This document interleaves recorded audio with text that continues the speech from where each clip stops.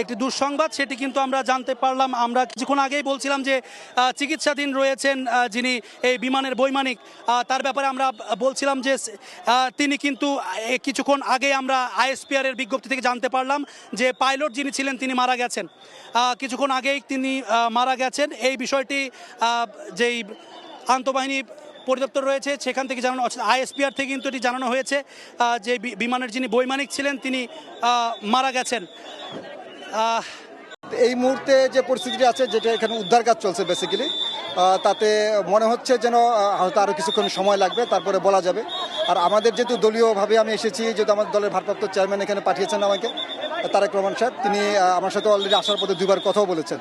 আমরা আমাদের যে বার্ন ইনস্টিটিউটের যে পেশেন্ট সংখ্যা সেটা আমি জানিয়েছি এবং বার্ন ইনস্টিটিউটের পরিচালকের সাথে কথা বলেছি, উত্তর আধুনিকের কথা বলেছি। তারা অলরেডি চিকিৎসা চলছে এবং আমাদের প্রচুর ডোনার আছেন, যারা ব্লাড দরকার হবে তারা অলরেডি ব্লাডের জন্য আমাদের। এরই মধ্যে আরও একটি